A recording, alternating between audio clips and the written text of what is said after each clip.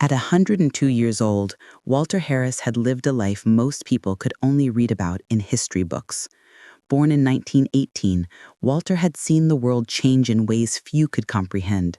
He had witnessed the end of two world wars, the civil rights movement, and the rise of technology that had transformed every corner of the earth. But despite the vast changes around him, one thing remained constant in his life: his small, weathered house on the outskirts of a quiet town in rural Georgia. Walter had lived there for over 70 years. It wasn't much, just a single-story home with a rusted roof and peeling paint, but it had been his home. It had been where he and his late wife Ruth had raised 3 children, where they had laughed and cried, celebrated birthdays and mourned losses. It had been the foundation of his life, and he'd kept it the best he could through all the ups and downs of life. But time, as it always does, caught up with Walter. His body, once strong from years of working the land and building everything he needed with his own hands, had started to fail him. His legs didn't carry him as easily as they once did, and his memory, once sharp and quick, had begun to fade. Walter had been living alone for years after Ruth passed away, his children grown and living their own lives far from home. His son Timothy, who had tried to care for him, had his own family to look after and couldn't always be there. And though Walter was fiercely independent, there were times when he needed help. That help, however, came with a price. The bills had been piling up. Walter had been receiving letters from the bank about the mortgage, and despite his best efforts to keep up, he couldn't pay them all. His small Social Security check didn't cover the basic needs anymore, and medical expenses for his declining health had become overwhelming. But Walter refused to ask for help. He had lived through too much to beg anyone for assistance. At first, he ignored the letters, hoping they would stop. But they didn't. He tried to make small payments, but they were never enough. The mortgage company, which had been lenient with him in the past, now demanded full payment. And when he couldn't provide it, they took action. It all came to a head one fateful night. Walter had gone to bed as usual, not knowing that the worst was about to happen. His sleep was interrupted by the sound of loud knocking at the door. He had never been one to jump at noises, but this one was different. It was insistent, almost urgent. Confused and disoriented, Walter rose from his bed, clutching the old wooden cane his wife had insisted he use in his later years. When Walter opened the door, he was met by 2 men in dark uniforms, one of them holding a clipboard. "Mr. Harris?" the younger man asked, his voice devoid of warmth. Walter blinked, still half asleep. "Yes?" "We're here to inform you that you are being evicted. The bank has foreclosed on your property." Walter's heart dropped into his stomach. He had heard of such things happening to others, but never imagined it would happen to him. Not at this age, not after everything he had worked for. Evicted? At this hour? Walter's voice cracked with disbelief. I can't move. I'm too old." The 2 men exchanged glances, but they were unsympathetic. "Sir, we have our orders," the older man said curtly. "We're required to take possession of the property immediately." Walter's mind raced. He had nowhere to go. He had no family to turn to, no place to stay. He couldn't just get up and leave the only home he had ever known. His legs were too weak and his heart too heavy. He had worked all his life to keep this roof over his head, and now, in his final years, he was being tossed out like an unwanted guest. "Please," he pleaded, his voice shaking. "I've lived here for over 70 years. Where am I supposed to go? What am I supposed to do?" The 2 men didn't respond. They simply began moving inside, as if Walter's pleas meant nothing. They started gathering his belongings, old photos, the few clothes he had, his antique furniture. They piled them hastily, giving no consideration to the man they were displacing. Walter stood in the middle of his living room, frozen, as the 2 men continued their work. He had seen a lot in his 102 years. He had lived through the Great Depression, had survived wars, had lost loved ones. But this was different. This wasn't just losing a home. This was losing his place in the world. "Please," he said again, his voice softer now, a quiet desperation in his words. "Just give me some time. I can't do this tonight. I can't." The younger man paused for a moment, his gaze lingering on Walter, but after a brief hesitation, he shook his head and turned away. "Sorry, sir. We've been instructed to carry this out immediately." Walter felt his knees buckle beneath him. His world was collapsing. How was this happening? He had worked his whole life to ensure that he wouldn't be a burden to anyone in his old age.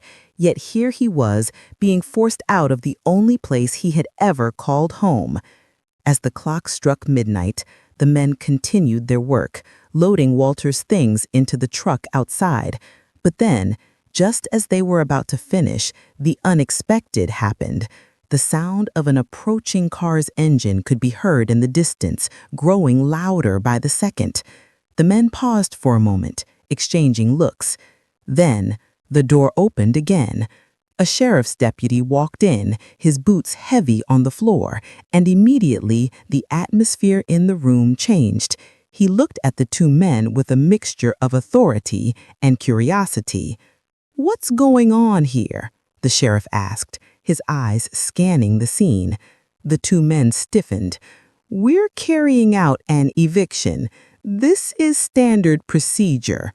The sheriff didn't respond immediately. Instead, he walked over to Walter, who was standing by the window, staring out into the dark night. His eyes were filled with exhaustion and despair. "Mr. Harris," the sheriff said gently, "I'm sorry to see you in this situation." Walter turned toward him, his voice barely above a whisper. "They're kicking me out. I have nowhere to go." The sheriff nodded, his expression softening. He turned back to the men who had been evicting Walter. "I don't think you fully understand the situation here. You're telling me you're evicting a 102-year-old man at midnight?" The younger man shifted uncomfortably. "We're just following orders," he muttered, but the sheriff's gaze was unwavering. What happened next was something no one saw coming. The sheriff turned to the two men, then back to Walter. "You're not leaving this house tonight, Mr. Harris," he said firmly. The older man opened his mouth to protest, but the sheriff raised his hand. "You're going to have to take it up with me." For the first time that night, the two men seemed unsure of what to do. The sheriff's authority was clear, and they knew they couldn't continue without his approval. "I'm giving you an hour. Pack your things, but I want you to give this man time.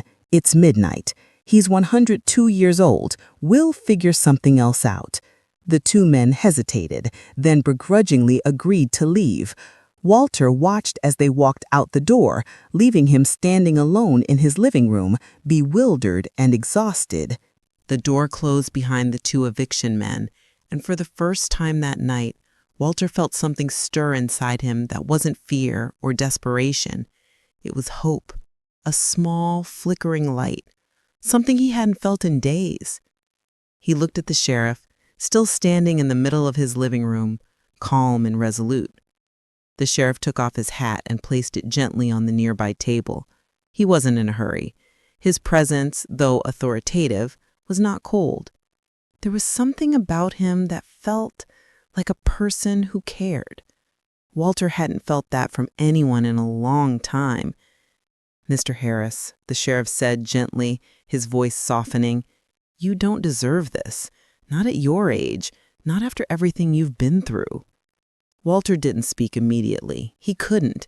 His throat tightened, and for a moment, he simply stood there, blinking back tears.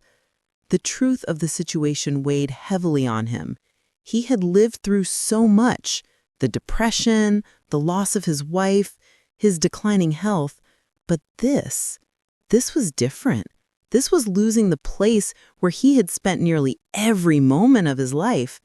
And now, after all these years of working hard, of paying taxes, of doing things the right way, he was being tossed out like yesterday's garbage. The sheriff seemed to understand, and for a brief moment, Walter felt seen, not as an old man in the way society often viewed him, but as a human being with dignity and a lifetime of experiences that should have mattered. The sheriff took a deep breath and glanced at the window. The street lights outside flickered, casting long shadows across the worn floorboards. "You can't stay here tonight, Mr. Harris. The law is clear, and I can't keep you here legally." He paused, his eyes meeting Walter's. "But what I can do is give you some time. I'm not walking out of here until we've got a solution for you."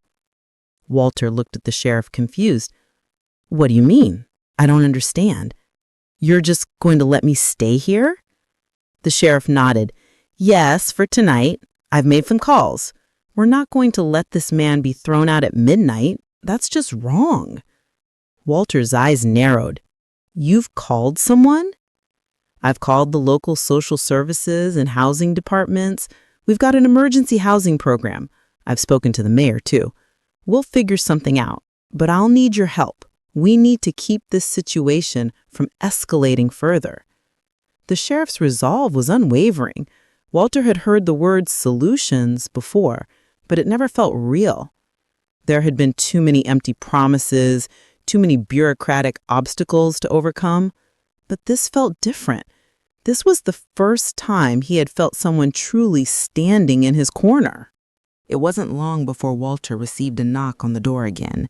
This time, it wasn't the eviction team, but the mayor of their small town, a man named Douglas Henderson. He was a tall, middle-aged man with a neatly pressed suit and a serious demeanor. "Mr. Harris," the mayor greeted him with a firm handshake, "I hear we've got a bit of a situation here, and I intend to make sure we fix it." Walter didn't know what to make of the mayor's sudden involvement, but he couldn't help but feel the warmth of the sheriff's earlier words. This wasn't the kind of response Walter had expected when the eviction notice arrived. For a moment, he felt as though something he thought was impossible might actually happen. The mayor pulled out a small folder from under his arm and opened it, revealing a few pages of paperwork. "I've spoken with the housing department. We're putting you on the waiting list for emergency housing. It's not ideal, but it's better than being left on the street." He gave a brief look at the sheriff, who nodded in agreement. "There are also some local charity programs that can help with your immediate needs: food, clothing, transportation." Walter felt a wave of disbelief wash over him. "You mean you're going to help me?" The mayor smiled, but it was a smile that held genuine compassion. "We're going to do our best. No one deserves to be thrown out, especially not someone like you who's given so much to this town. I'm going to make sure we get you a place to stay, and soon. But it's going to take some time to clear this mess up." Walter didn't know what to say. The flood of emotion was overwhelming. He had spent his entire life trusting the system, and now it was showing up when he needed it most. As the mayor and the sheriff spoke in hushed tones about next steps, Walter stood by the window, looking out into the night. His heart was still heavy with the weight of what had happened, but now, for the first time in hours, there was a glimmer of hope. Then the sheriff walked over to him, a small package in his hand. "I've got something for you," the sheriff said, handing it to Walter. "I know this won't fix everything, but I thought it might help." Walter opened the package slowly. Inside, wrapped carefully in tissue paper, was a small envelope with a letter from the sheriff. The letter wasn't long, but it was filled with the kind of empathy Walter had rarely seen. "Dear Mr. Harris, I know this isn't much, but I wanted you to know that you are not forgotten, not by me, not by this town. This is a small gesture of goodwill. Use it however you see fit." Walter opened the envelope to find a check, a small amount, but enough to ease some of the financial burdens that had come with the eviction. "I know this doesn't solve everything, but I hope it helps. You're a part of this community, and we won't let you go without a fight." Walter looked at the sheriff, who gave him a knowing nod. "It's just a small step, Mr. Harris." His voice was gentle. "But it's a step toward making things right." The next few days were a blur. Walter had never expected this kind of intervention, not at his age, not after everything he had endured. But slowly, with the sheriff and the mayor's support, things began to turn around. The emergency housing was available sooner than he had anticipated, and though it wasn't the home he had lived in for so long, it was safe, it was warm, and for the first time in years, Walter felt a sense of security. Walter had been evicted, and he had every right to feel angry, betrayed, and abandoned. But because of the sheriff's compassion and the intervention of others in his community, Walter was given this second chance he never expected. Walter had spent much of his life alone, as many older people do. His wife, Ruth, had passed away years earlier, and though his children, Timothy and Jessica, loved him, they lived far away. It had been a quiet existence, one full of memories and routines that kept the passage of time at bay. He had always been content in his solitude, finding comfort in the small things, the rustling of the leaves outside his window, the occasional visitor from a neighbor, and the sense of accomplishment that came with maintaining his old house. But now, everything was different. The eviction had broken him in ways he couldn't have anticipated. It wasn't just the loss of his home. It was the realization that he had been discarded, just another elderly man whose needs were ignored by a system that valued money over humanity. But then came the sheriff, Sheriff James Larson. He had stood in Walter's corner when no one else had, when the men from the eviction agency had shown up at midnight, when Walter thought all was lost. The sheriff's quiet decision to let Walter stay that night had marked the turning point in Walter's story. And with that decision came the support of others, people from the town who had watched Walter's story unfold. Word spread quickly about what had happened, and before long, the community rallied together. The phone calls started almost immediately after Walter's situation made the local news. At first, Walter was confused. Why were people reaching out to him? He hadn't asked for help. He had tried to live independently for as long as he could. But it wasn't just the mayor's intervention that had sparked the change.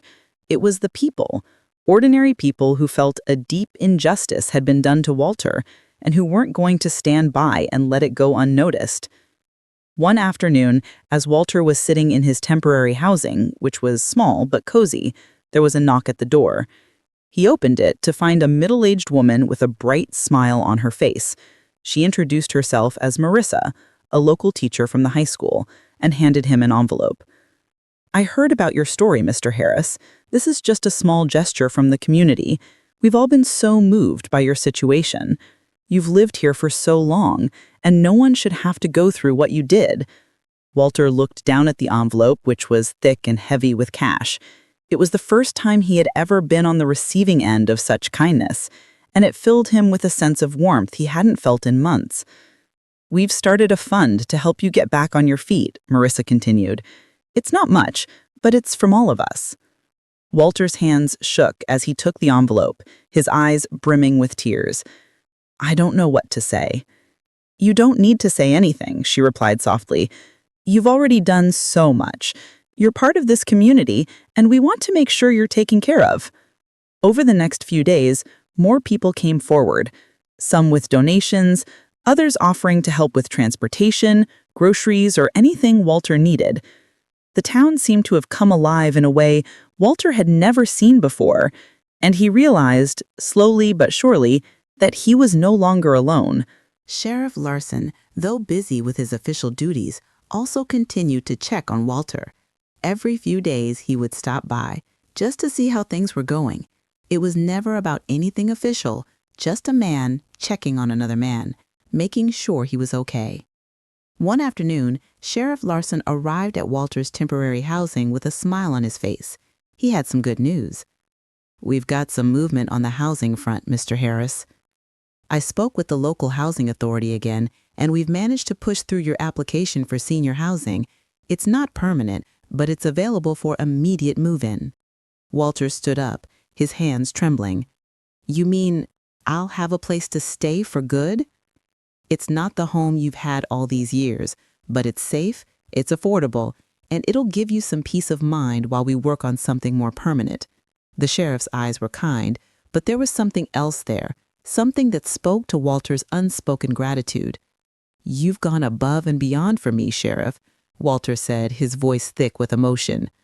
"I don't know how to thank you." Sheriff Larson waved him off.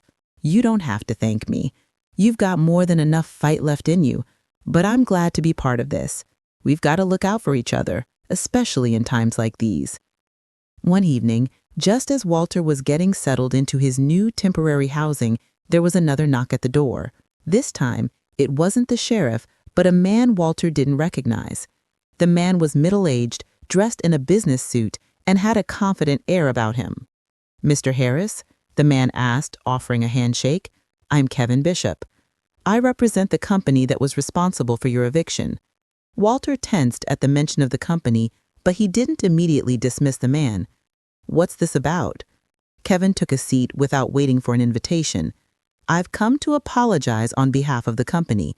We've made a number of mistakes, and after what happened with you, we've reviewed our policies.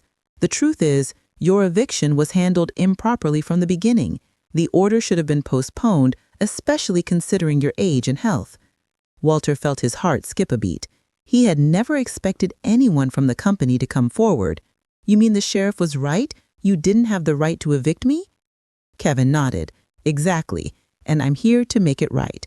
Not just with an apology, but with compensation. The company is prepared to offer you financial restitution for the trauma and hardship this eviction has caused."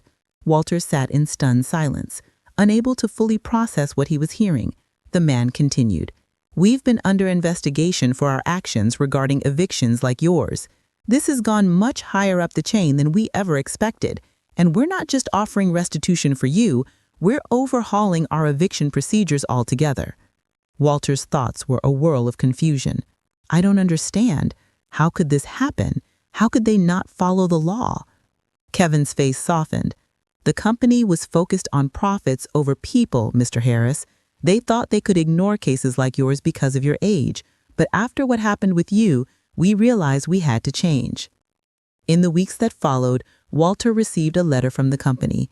It wasn't just an apology, it was a check, a substantial amount of money that represented both restitution and an acknowledgement of the wrongdoing. The company also offered Walter a free year of housing, making sure that he would not have to worry about being evicted again. Walter's heart was full, but it was also heavy. This wasn't just about money, it was about the realization that he had been heard, that he was invisible, and that the world, despite all its flaws, still had some good in it. The sheriff's kindness, the mayor's intervention, the community's support, and the company's shocking admission of fault had all led to a better outcome than Walter had ever imagined. He knew he would never forget the people who had stood by him when he needed him the most. Weeks had passed since the sheriff and the mayor had intervened. Walter, now settled in his new housing, found himself surrounded by the kindness and care that had once seemed so far out of reach. The financial compensation from the company, though substantial, didn't erase the emotional toll of the eviction, but it did provide him with the peace of mind that he wouldn't have to worry about his future, at least not in the way he had feared. Walter was still in the early stages of adjusting to the change in his life. He had spent so many years in that old house, and though the new apartment was nice, it lacked the history and familiarity of the place he had called home for so long. Yet, each morning, as he sat by the window watching the birds flutter by, he found a sense of quiet joy. For the first time in months, he wasn't burdened by the constant stress of uncertainty. "It's not much, but it's enough," he would often tell himself as he went about his daily routine. His small kitchen was now filled with groceries, his refrigerator stocked with fresh food, all thanks to the local community fund that had been set up in his name. Neighbors, some he had known for years and others who were strangers to him, had come together to offer support. It wasn't just financial. People stopped by to check on him, to offer rides to appointments, and to share a meal. Walter had always been fiercely independent, but he had learned something profound in these weeks. Sometimes it was okay to lean on others. It wasn't a weakness, but a strength. One afternoon, there was a knock at the door. Walter opened it to find a group of his neighbors standing in front of him, holding a small cake and a card. "We just wanted to stop by and say thank you," said Marissa, the local teacher who had first brought Walter the envelope of donations. "We're so glad everything worked out for you. It's been incredible seeing this town come together." Walter smiled, his eyes crinkling at the edges. "You're all too kind," he said, stepping aside to let them in. I didn't expect any of this, but I have to say, it's nice to feel like I'm part of something again." As they sat around the small kitchen table, enjoying the cake and chatting about the weather and the upcoming town festival, Walter couldn't help but feel the weight of the past few months lift from his shoulders. These people, his neighbors, had shown him more kindness than he had ever imagined. And then the conversation shifted. "There's something we wanted to talk to you about," Marissa said, her voice a little more serious. "You see, we've all been talking about how things shouldn't have gone the way they did, about how people, especially the elderly, are treated by these big companies. It's not just you. There are others too. But what you did by standing up for yourself, it made a difference. People need to hear about it." Walter felt a mix of emotions. He had never been one to seek attention. In fact, he had spent his life avoiding the spotlight. But there was something in Marissa's eyes, something that made him think it could be important not just for him, but for others, for all the people who had been silently suffering, too afraid to stand up. "I never thought anyone would care about what happened to me. I was just doing what anyone would do, fighting to stay in my own home. But if sharing my story helps others, maybe it's worth it." The group exchanged smiles, and Walter could sense the resolve in the room. This was bigger than just a few kind neighbors. This was a movement, a quiet one, but one that could change things. The next town hall meeting was packed. Walter had never attended one before, but when he arrived, he was greeted by the same faces that had been supporting him in recent weeks.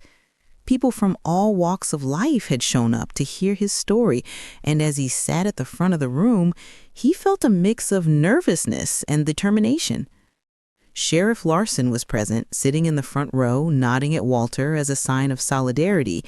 The mayor, too, was there, looking just as eager to hear what Walter had to say. When it was his turn to speak, Walter stood up, gripping the microphone with shaky hands. He cleared his throat before speaking. "I never thought I'd be standing up here sharing my story with all of you," Walter began, his voice steady but emotional. "I've lived a long life, and I've seen a lot of things, but never in my wildest dreams did I think I'd be evicted from my own home at my age. At 102, I thought I had earned the right to live out my days in peace." He paused, looking around at the crowd, many of whom were nodding in agreement. "But what happened to me, what almost happened to me, isn't just about me. It's about how the elderly, the vulnerable, are treated by systems that are supposed to protect us. It's about how we're ignored when we're no longer able to fight for ourselves." The room fell silent as Walter continued. "I didn't fight for myself. I fought because I knew no one else would. But I'm not the only one. There are people all around us who are being pushed aside, overlooked, and forgotten. If I can do anything, it's to make sure that doesn't happen to anyone else." The crowd erupted into applause. Walter felt the heat of their support, and for the first time, he realized just how much his story had affected others. It wasn't just a victory for him. It was a victory for everyone who had been told they didn't matter, who had been dismissed because of their age, their health, or their financial situation. The mayor stood up after Walter finished speaking, his voice full of passion. "What Walter has done here today is incredible, but it's not enough. We need to take action. We need to stand up for the elderly, for our neighbors, for the people who have given their entire lives to building this community." The sheriff added his voice, his usual calm demeanor now filled with conviction. "It's time for us to not just talk about change, but to make it happen. Let's start by offering better protections for the elderly in our town. Let's start by making sure they don't fall through the cracks of a system that's failing them." The room erupted into cheers, and for the first time, Walter felt like he wasn't just an old man who had been thrown away. He was part of something bigger than himself, something that could make a real difference. Walter Harris had never been one to seek the spotlight. For most of his life, he had kept to himself, quietly doing what was necessary, working hard, and taking care of his family. But in his final years, Walter's story had become something much larger than he ever anticipated. It wasn't just his personal fight against an unjust eviction. It was the fight for every elderly person who had been overlooked, discarded, or ignored by the systems meant to serve them. In the weeks following the town hall meeting, things began to change, not just for Walter, but for everyone in his community. The mayor, along with the sheriff, took swift action after Walter's speech. They had no intention of letting the issue die down. The community's support for Walter had been overwhelming, and they used that momentum to start pushing for real reform. At the next city council meeting, new policies were proposed. Policies that would protect the elderly from unfair evictions, from neglect by insurance companies, and from the financial hardships that many faced as they entered their golden years. One of the first initiatives was the establishment of a local fund to assist seniors facing eviction or financial hardship. The fund would be used to provide emergency housing and financial support for elderly residents, ensuring they would not be left without a roof over their heads, as Walter had been. The mayor was also instrumental in introducing legislation that would offer more transparency in housing contracts, insurance policies, and elder care programs. What happened to Walter shouldn't have happened to anyone, the mayor said in his speech, and we're going to make sure it never happens again. By the time the local news broadcasted the changes, the story of Walter Harris had become an example for towns across the country. People who had heard about Walter's battle were inspired, and many other communities began to look at their own systems of care for the elderly, questioning what they could do better. Walter, though still adjusting to his new living situation, was amazed by how quickly things were moving. He had never been someone to believe in grand gestures, but now he saw the direct impact of his story. His small fight had sparked a conversation that was reverberating across the country. At the age of 102, Walter had become a symbol of resilience, a man who, despite being evicted from his home, stood up for what was right, refused to be silenced, and ignited change. People reached out to him from all over, sending letters of gratitude, support, and admiration. Even though Walter was tired, the weight of his years on his shoulders, he took comfort in knowing that his voice had been heard, that his fight mattered. It was late one evening when Walter received an unexpected knock on his door. He opened it to find a woman standing there, her eyes wide with a mix of uncertainty and hope. "Mr. Harris?" she asked hesitantly. Walter stood there, unsure of who she was. "Yes?" The woman smiled, a tear welling in her eye. "My name is Linda Morris. I'm from the State Housing Authority. I wanted to personally thank you." Walter was taken aback. "Thank me? For what?" Linda stepped forward, her voice filled with emotion. "For standing up for people like me. I'm a single mother, and I've been struggling to keep a roof over my children's heads. When I heard about what happened to you, it made me realize I wasn't alone. You helped me find my voice, and now I'm fighting for my rights just like you did."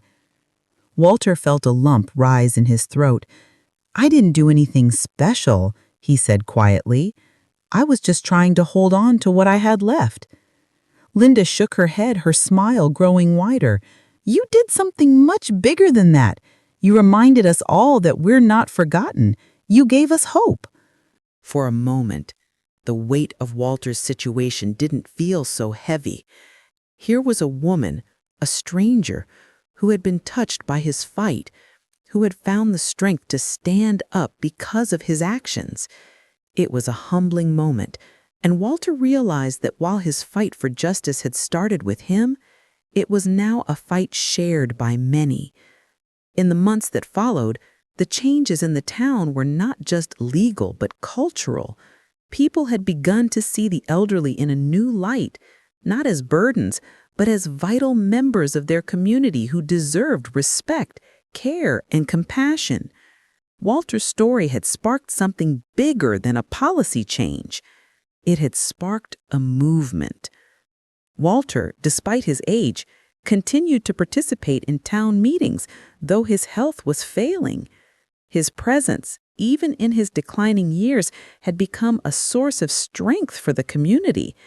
He wasn't just a man with a story. He was the embodiment of what it meant to stand up for what was right, no matter how old you were or how hard the fight seemed. The fund set up in Walter's name had grown over time, with contributions coming from local businesses, families, and even strangers who had heard his story. It helped countless seniors avoid evictions and provided assistance for medical bills and housing repairs. A year after the eviction ordeal, Walter was invited to the annual town festival where he was honored for his role in the town's transformation. The mayor presented him with a plaque that read, "In honor of Walter Harris, a man who taught us all the meaning of resilience, compassion, and standing up for what is right." Walter, though frail, smiled and accepted the plaque, surrounded by the very people who had once been strangers to him but were now his closest allies. As the years passed, Walter's health continued to decline, but he knew, in his final days, that he had done more than just survive. He had changed his town, and in doing so, he had left a legacy of hope and justice. When Walter passed away peacefully at 104, the town held a memorial in his honor. The local church was filled with people whose lives he had touched, from the mayor to the sheriff to countless others who had benefited from the changes he had fought for. His passing marked the end of an era, but his legacy would live on in the policies he helped change, in the voices he helped raise, and in the hearts of everyone who had been inspired by his courage. Walter Harris's story did not end with his passing. His legacy lived on in the changes he helped make, not just in the town, but across the state. It became a case study in the importance of standing up to injustice no matter the odds. It was a reminder that sometimes it only takes one person to make a difference. His story was shared in communities, in schools, and in town halls, becoming a beacon for anyone who felt powerless against the systems that sought to exploit them. Walter had reminded the world that age, vulnerability, and hardship should never silence a person's voice. His fight wasn't just for himself. It was for every forgotten senior, every marginalized person, and every community that needed to hear the call for compassion.